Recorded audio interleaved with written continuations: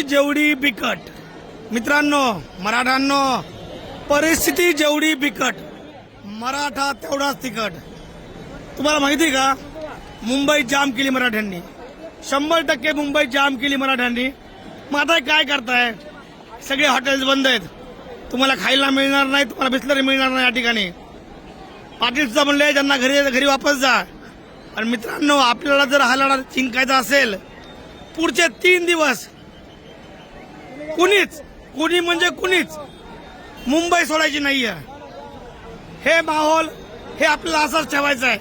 जर तुम्हाला वाटत असेल संघर्ष शोधा, मनोज जरांगे पाटील आणि मराठ्यांचा विजय व्हावा, तर पुढचे 3 दिवस कोणीच मुंबई सोडणार नाही. ह्यांना वाटतं ह्यांनी हॉटेल पण ठेवले, पाणी पण ठेवलं, गाड्या अडवल्या, पावसाचं वातावरण आहे, मराठे वापस जातील. आपल्या गाड्यांमध्ये 8-8, 10 दिवस आपल्याला खाता येईल एवढं अन्न आपल्याकडे आहे.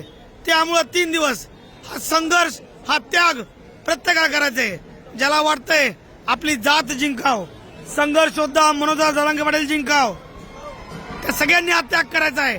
हा व्हिडिओ प्रत्येक मराठ्याला शेअर करा जो मुंबईला आला आहे, किंवा जो आला नाही तर मुंबईला यायचं आहे. मी पुढच्या 3 दिवस काय, जोपर्यंत जरांगे पाटलाचं उपोषण चालेल, मी मुंबई सोडणार नाही. आणि मला कुठल्याच बांधवानी त्या ठिकाणी मुंबई सोडणार नाही. 1 मराठा, लाख मराठा, 7 कोटी मराठा.